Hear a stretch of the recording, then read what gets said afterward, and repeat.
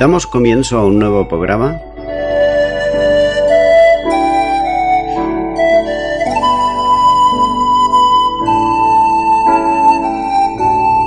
Servidores de Dios. Quien te habla es Manuel Cornejo.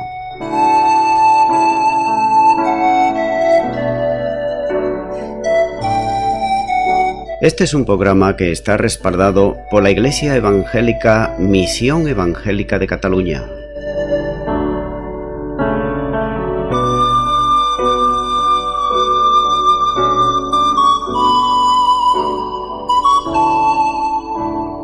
Estamos situados en la ciudad de Sabadell, en la avenida Matadepera número 239.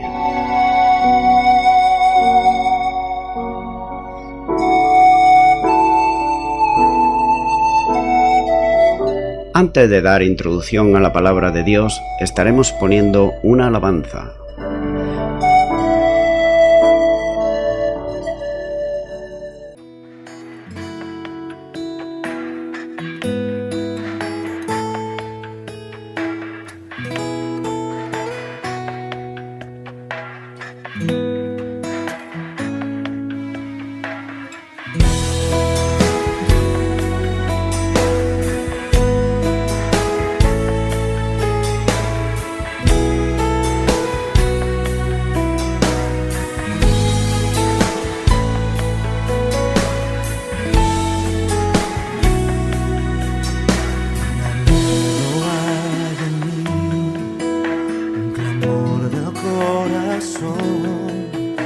Una sed que me motiva a buscar tu rostro, Dios, el susurro suave y tierno de tu espíritu, Señor, me consume, me quebranta, atrayéndome hacia ti. Yo quiero tu presencia, oh Dios, solo una experiencia más. Quiero permanecer en ti, con hambre en mi interior, el fuego ardiendo esté. Quiero permanecer en ti.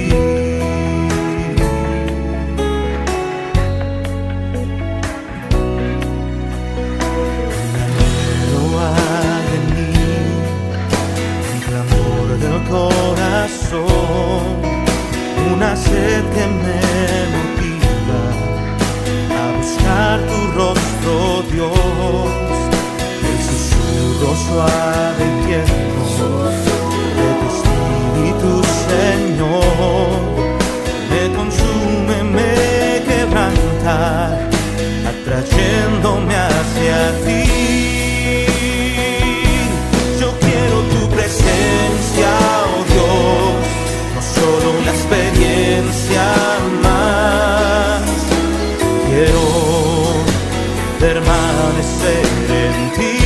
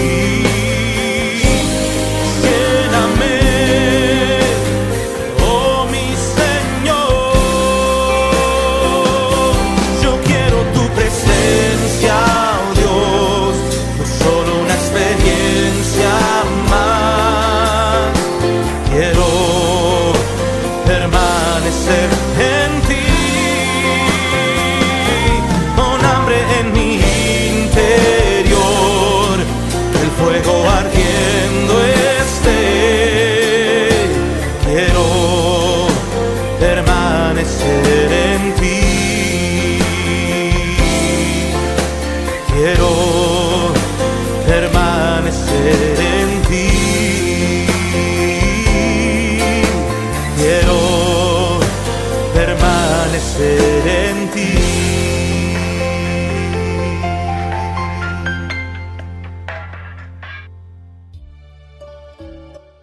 Y nuevamente tras la pausa musical estoy con todos ustedes para estar compartiendo la palabra de Dios, que es la Biblia, y lo haré de una manera expositiva, versículo a versículo. Es por eso que en esta ocasión continúo con el libro de los Hechos, capítulo 9 y ahora el versículo 19, donde nos dice la palabra de Dios. Y habiendo tomado aliento, recobró fuerzas, y estuvo Saulo por algunos días con los discípulos que estaban en Damasco. Dice la primera parte de este versículo, y habiendo tomado aliento. Pablo, luego de ser bautizado, acabó con su ayuno, y lo hizo naturalmente comiendo. Lucas, como médico, señala que ese alimento le permitió recuperar fuerzas. No cabe duda de que Saulo tuvo un dramático tiempo de 3 días en los que no comió ni bebió, como dice el versículo 9, que sin duda alguna debieron hacer mella en sus fuerzas físicas y también psíquicas. Por otro lado, la alegría del encuentro con los hermanos, la certeza del nuevo nacimiento y la plenitud del Espíritu cambiaron los ánimos de Pablo, recuperando sus fuerzas anímicas, ya que la comida le hizo recuperar, por otro lado, las fuerzas físicas. Saulo era un hombre renovado, en todo el amplio sentido de la palabra, como él mismo señalaría más tarde en la segunda carta a los Corintios, capítulo 5 y versículo 17, donde dice: de modo que si alguno está en Cristo, nueva criatura es. Las cosas viejas pasaron, he aquí, todas son hechas nuevas. Con esto concluye el relato de la conversión de Saulo, y Ananías, que había sido enviado por el Señor para atender al nuevo creyente, y desaparece del entorno histórico de Hechos Ananías, no volviéndose a mencionar nada más de él. Sigue diciendo la segunda parte de este versículo: recobró fuerzas y estuvo Saulo por algunos días con los discípulos que estaban en Damasco. Después del bautismo, Ananías debió de haber presentado a los cristianos en Damasco a Pablo como un nuevo creyente en Cristo Jesús y por tanto otro discípulo del Señor Jesús. La compañía de los discípulos era el lugar natural ahora para el nuevo cristiano Saulo, quien había perseguido a Jesús, porque perseguía a los suyos. Es ahora seguidor de él y también compañero en comunión con todos sus discípulos. Sin embargo, Lucas no dice cuánto tiempo permaneció Pablo con los cristianos en Damasco, ya que Lucas es muy genérico en este detalle. Tan solo dice que estuvo con ellos algunos días. No debió de ser un tiempo largo y prolongado, ya que probablemente fueron los días que siguieron a su conversión antes de su retiro de 2 años en Arabia, como luego más tarde mencionaría él en su carta a los Gálatas en el capítulo 1 y versículo 17, donde dice: ni subí a Jerusalén a los que eran apóstoles antes que yo, sino que fui a Arabia y volví de nuevo a Damasco. Por tanto, Pablo no consultó a ningún ser humano después de recibir su revelación de Jesucristo, sino que fue a Arabia. Este era el reino nabateo que estaba en la frontera oriental de Siria y se extendía hasta el sur del Mar Rojo. Así que hay que considerar, como propuesta de la solución a la cronología de este capítulo, podían considerarse las siguientes. En primer lugar, vemos en este capítulo el encuentro con Cristo camino de Damasco y la conversión de Saulo, que van desde los versículos 1 al 19 la primera parte. En segundo lugar vemos el tiempo de estancia en Damasco, luego después del bautismo, que van de los versículos 19 segunda parte al versículo 22. Luego hallaríamos la estancia en Arabia, que lo hallamos, como acabo de leer, en Gálatas capítulo 1 y versículo 17. En cuarto lugar, el regreso a Damasco y el ministerio en la ciudad, en el versículo 23. En quinto lugar, la huida a Jerusalén y la estancia en la ciudad, que va desde el versículo 24 al versículo 26, y también lo comenta en 2 de Corintios capítulo 11 versículos 32 y 33. En sexto lugar hallamos el encuentro con los apóstoles, que lo hallamos en el versículo 27, y en séptimo lugar la salida para Tarso, que lo hallamos en el versículo 30. Así pues, esta sería la cronología de este capítulo. Pero ahora vamos a entrar en los versículos 20 al 22, nos van a estar hablando de Saulo predica en Damasco. Pero empecemos con el versículo 20, donde dice la palabra de Dios. Enseguida predicaba a Cristo en las sinagogas, diciendo que éste era el Hijo de Dios. Vemos entonces Pablo, delegado por el Sanedrín de Jerusalén, para ir a las sinagogas de Damasco, inmediatamente empieza a predicar en estas mismas sinagogas. En su predicación, él afirma de manera convincente que Jesús es el Hijo de Dios. Cierto es que este mensaje es el corazón del cristianismo, pero para los judíos era todo lo contrario, ya que para ellos era una blasfemia. Él confiesa el credo judío, como dice en Deuteronomios capítulo 6, versículo 4. Oye Israel, Jehová, nuestro Dios, Jehová, uno es. Significativo es el hecho de que la expresión Hijo de Dios aparece en hecho solo en el versículo que describe el comienzo de la predicación de Pablo. Es decir, la predicación de Pablo comienza con la afirmación que Jesús es el Hijo de Dios, quien ha cumplido la profecía del Antiguo Testamento. Aún, si el término Hijo de Dios se aplicara a los israelitas o a la nación de Israel, también es correcto, como lo muestra en Jeremías capítulo 3, versículos 19 y 20, y también Oseas capítulo 11, versículo 1. De manera que el concepto de hijo se aplica específicamente a un descendiente real de David, como nos lo muestra el segundo libro de Samuel, capítulo 7, versículo 14, donde dice: Yo le seré a él padre, y él me será a mí hijo, y si él hiciere mal, yo lo castigaré con vara de hombres, y con azote de hijos de hombres. Y también el Salmo 2, versículo 7 dice: Yo publicaré el decreto, Jehová me ha dicho, mi hijo eres tú, yo te engendré hoy. Jesús nunca usó el título excepto cuando en el juicio del sumo sacerdote le preguntó si él era el Hijo de Dios, como nos muestra en Mateo capítulo 26 y versículo 63, donde dice: Mas Jesús callaba.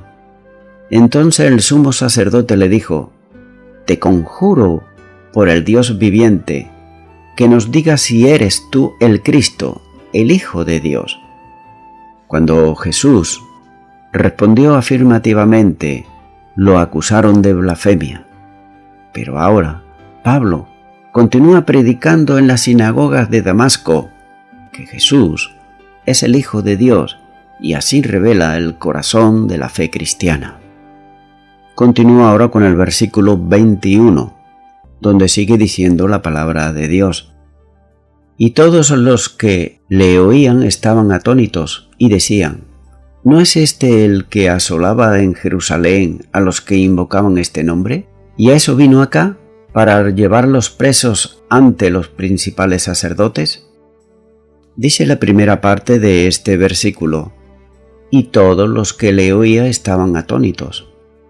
Quienes oían hablar a Pablo se llenaban de asombro ante lo que ellos estaban escuchando. En modo alguno hablaba como comisionado del sumo sacerdote, ya que lo que estaban ellos oyendo eran palabras propias de un cristiano. Sin embargo, ellos esperaban oír las instrucciones que traía desde Jerusalén para aprender al mayor número posible de cristianos, pero en lugar de ello le oían decir que Jesús era el Hijo de Dios. Sigue diciendo la segunda parte de este versículo: ¿no es este el que asolaba en Jerusalén a los que invocaban este nombre? ¿Y eso vino acá, para llevarlos presos ante los principales sacerdotes?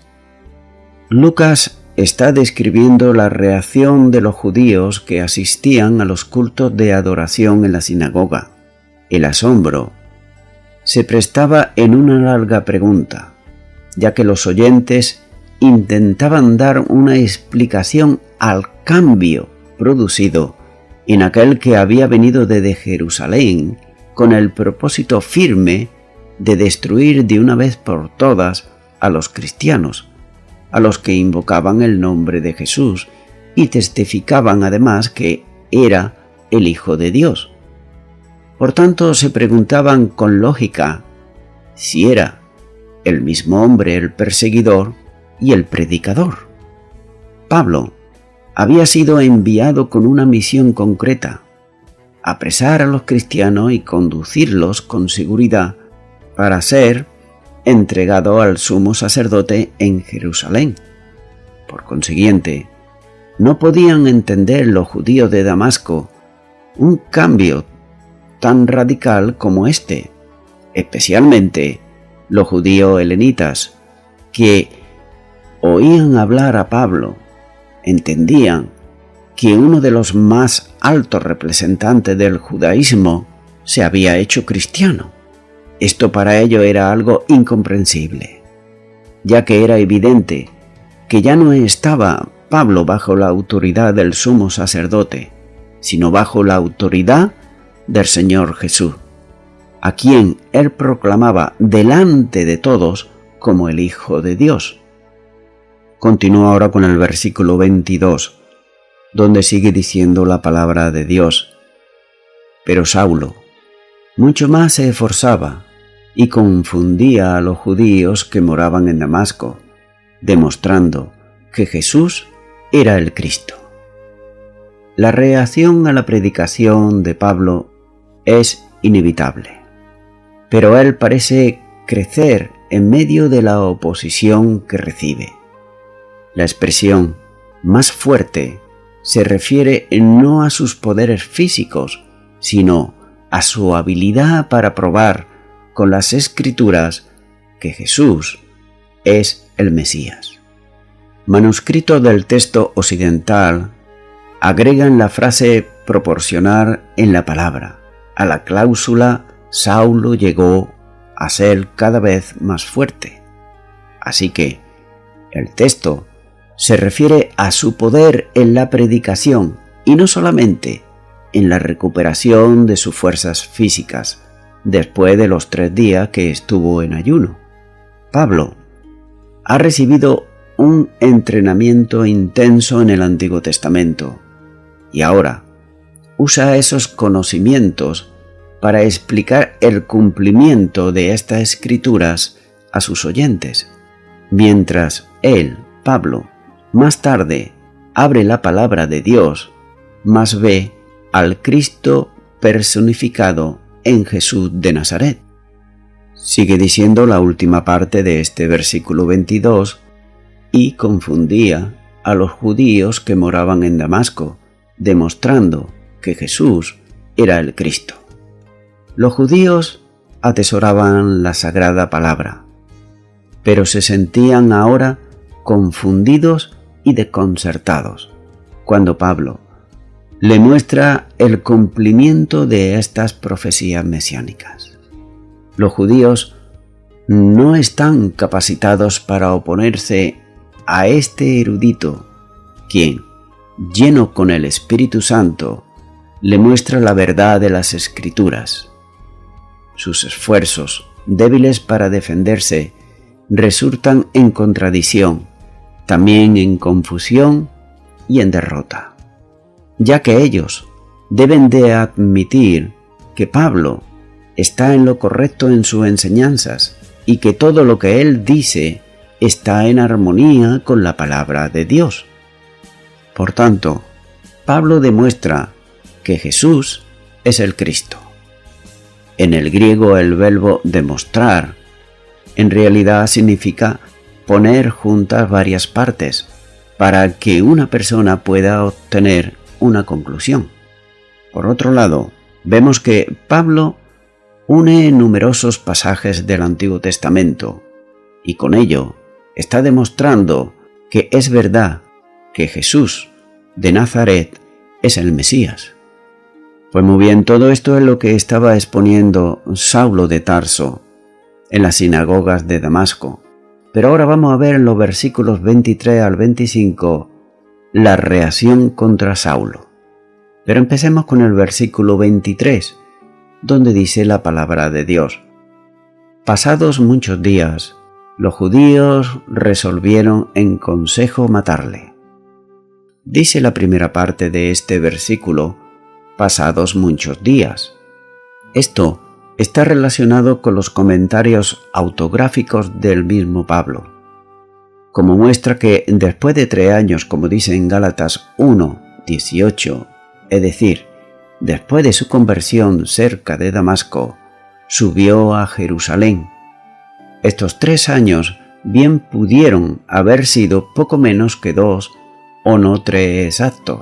En tal caso, contaríamos un año completo, más los 2 años parciales de antes y después de aquel completo, ya que en este mismo libro de Hechos capítulo 20 versículo 31 dice: Por tanto velad y acordaos que por 3 años, de noche y de día, no he cesado de amonestar con lágrimas a cada uno.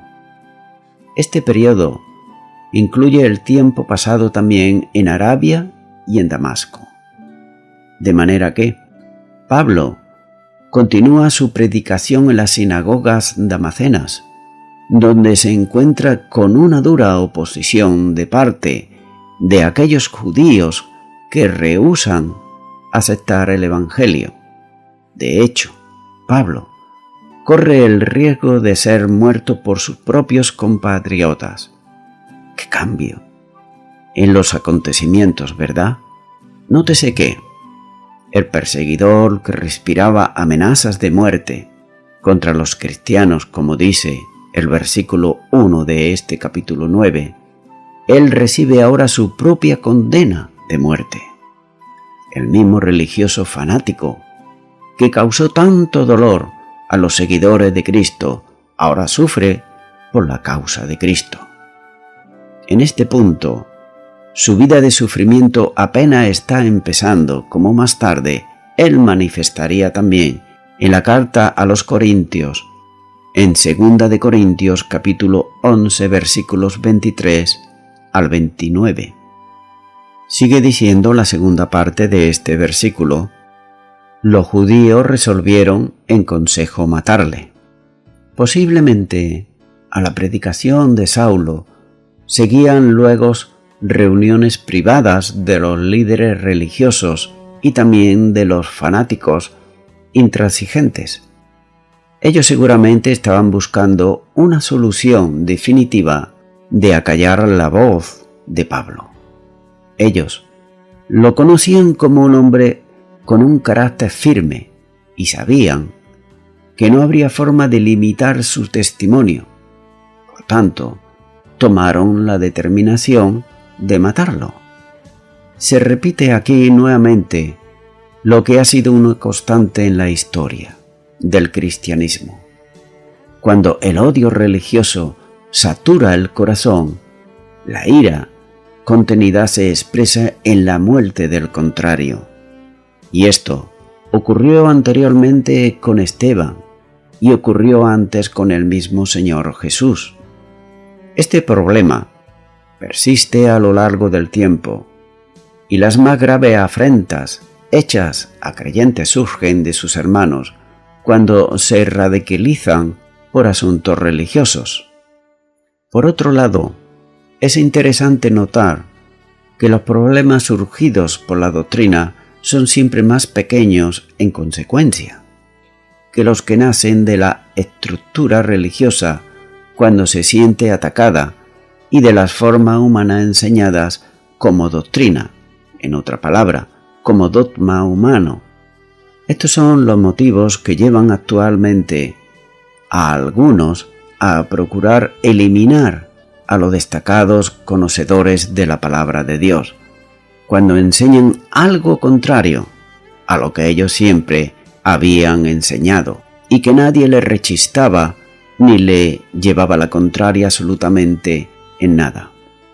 Si bien no se produce literalmente muertes, es decir, no se les quita la vida al adversario, no por eso deja de manifestarse un odio profundo o un menosprecio, y en la medida de las posibilidades se le imaginará del ministerio en el entorno donde pueda influir a sus enemigos. Es por eso que la Iglesia ha perdido en los últimos años muchos de sus mejores hombres y mujeres también, eliminados por la ira bastarda de quienes son incapaces de admitir cualquier idea que no sea la propia suya. Continúa ahora con el versículo 24, donde sigue diciendo la palabra de Dios. Pero sus asechanzas llegaron al conocimiento de Saulo, y ellos guardaban las puertas de día y de noche para matarle. Dice la primera parte de este versículo, pero sus asechanzas llegaron a conocimiento de Saulo. Los judíos habían tomado una decisión en consejo para matar a Pablo. Con toda seguridad, el complot contra él era celosamente guardado. Como se suele decir en los días de hoy, top secret. Pero lo que los hombres guardaban en secreto, Dios saca a la luz pública. De alguna manera, lo que habían determinado a hacer llegó al conocimiento de Saulo. No sabemos cómo ocurrió esto. Tal vez fue el mismo Señor Jesús quien se lo reveló.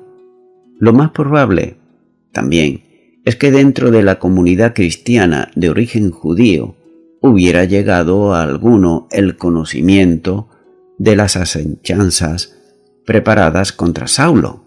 Es posible. Sigue diciendo este versículo, y ellos guardaban las puertas de día y de noche para matarle. Para llevar a cabo sus propósitos, vigilaban cuidadosamente las puertas de la ciudad, tanto de noche como de día. Lucas es también indefinido en precisar quiénes eran los que vigilaban las puertas día y noche, usando tan solo el verbo unido a la oración anterior por medio de la partícula conjuntiva. Entonces cabe hacerse una pregunta. ¿Eran los judíos que habían tramado el complot quienes vigilaban? Pablo más adelante diría sobre esto en 2 de Corintios capítulo 11 y versículo 32. En Damasco, el gobernador de la provincia del rey Aretas guardaba la ciudad de los damasenos para prenderme. Hay que hacer notar algo aquí en cuanto a estos que estaban guardando las puertas, etc. La guardia estaba en manos del gobernador nabateo del rey Arestas. Surge entonces la pregunta, y es la siguiente, de cómo los judíos pudieron persuadir al gobernador nabateo de Damasco para que determinase prender a Pablo. Es muy posible que Saulo, en su tiempo de estancia en Arabia, lugar del reino nabateo, hubiera querido evangelizar a los nabateos, cosa que de algún modo molestó al rey Aretas, y es por eso que tal vez por ello decidió no tolerar más esto. Por tanto, debió instruir a su gobernador en Damasco para que prendiese a Pablo. Otra cuestión a determinar es si Damasco era una ciudad independiente del gobierno romano. Aretas IV, que con toda seguridad es el rey a quien menciona Pablo en su testimonio a los corintios, rey de los nabateos, él reinó desde el año 9 a.C. hasta el año 40 después de Cristo. Hay que hacer notar también sobre él y sobre su hija, ya que ella estuvo casada con Herodes Antipas, a la que repudió Herodes Antipas para unirse a la mujer de su hermano, pecado que señala el Evangelio en Mateo capítulo 14 versículo 3. Una acción semejante tal vez causó la ira de Aretas, quien tomando como pretexto un incidente fronterizo en Transjordania, declaró la guerra a Herodes, que fue totalmente derrotado. Entonces, Herodes recurrió a Tiberio, y éste ordenó a Vitelio, legado romano en Siria, que declarase la guerra a Aretas y lo llevase a Roma, fuese como fuese, vivo o muerto.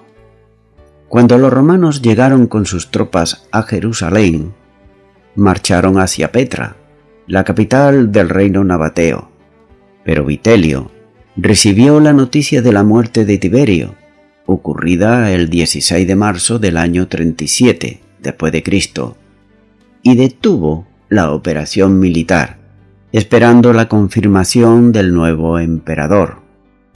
Es entonces que podemos notar que en Damasco era una ciudad sujeta al dominio romano desde tiempos de Pompeyo, a mediados del siglo I a.C. ¿Cómo se explica que un representante del rey Aretas era actuar en una ciudad bajo dominio romano? Voy concluyendo ya con esto. Parece ser que proclamar que Jesucristo es el Salvador irrita no solamente a los judíos, sino también a los propios nativos de Damasco. Y si nos damos cuenta, tanto antes como ahora, el Evangelio siempre tuvo perseguidores. Precisamente los tuvo por predicar la verdad.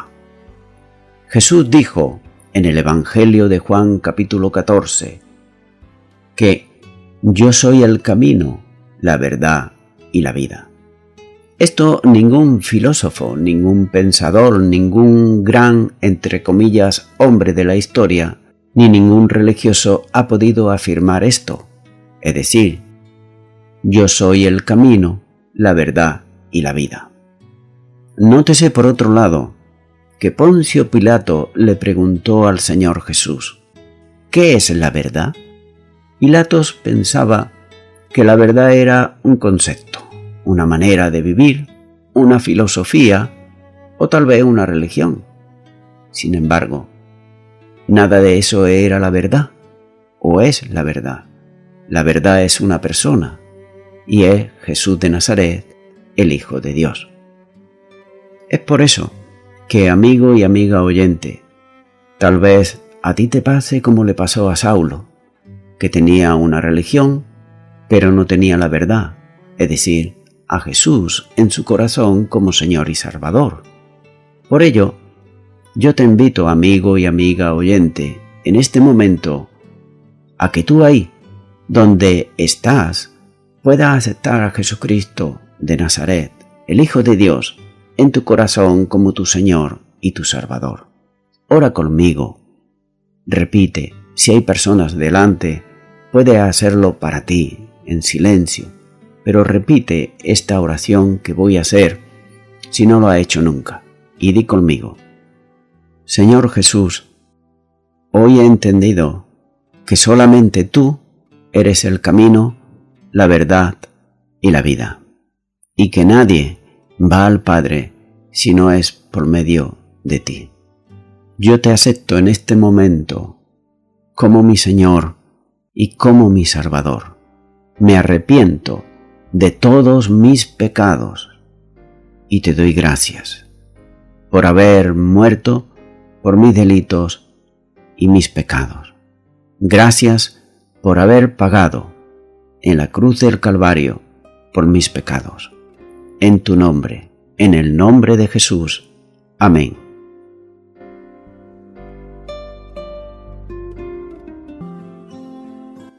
Amigo y amiga oyente, si tú has hecho esta oración de todo tu corazón, te recomiendo que comiences en primer lugar a orar a Dios en el nombre de Jesucristo. Orar a Dios no es rezar, sino que es hablar con una persona. También te recomiendo que leas la palabra de Dios. Comienza por los evangelios si no lo has hecho nunca. Y también te recomiendo que para que puedas crecer espiritualmente, te congregues en una iglesia cristiana evangélica donde se predique, se enseñe y se practique la sana doctrina y la palabra de Dios. Congrégate ahí y con el tiempo crecerás espiritualmente y podrás servir al Señor Jesucristo. Que Dios te bendiga. Y a toda la audiencia, nuevamente, ya me estoy despidiendo de todos ustedes y será hasta el próximo programa. Que Dios os bendiga a todos.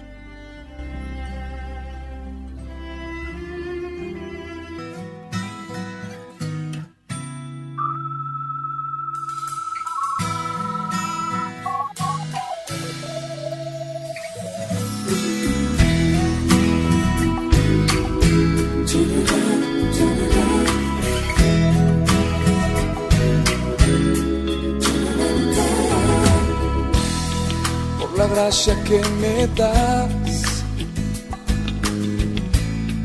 por tu amor sin igual, por cada abrazo que me das, por esta oportunidad, por tu paz en la tormenta, por tu abrazo en la tristeza, por amarme en mis errores, por levantarme y perdonarme.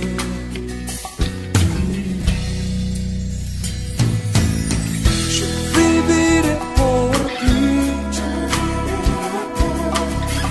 estaré siempre aquí, amándote con el corazón. Yo viviré por ti, caminaré junto a ti, amándote con el corazón.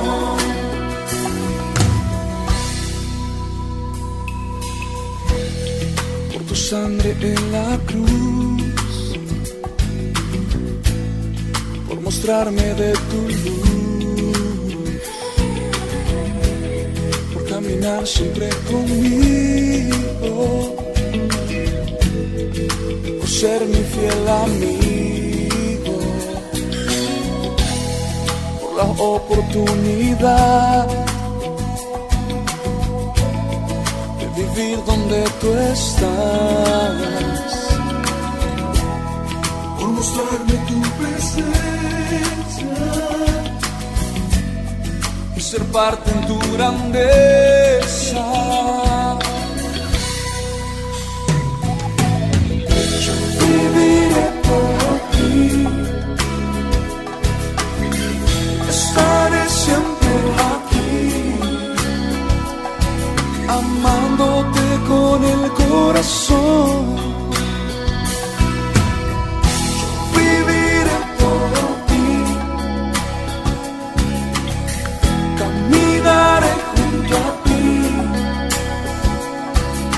Amándote con el corazón. Y si un día pudiera verte, no bastaría para agradecerte, dando gracias por la libertad que solo tú me das.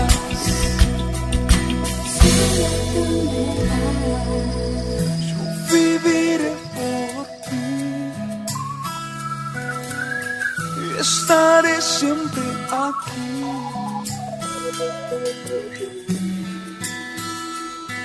siempre junto a ti.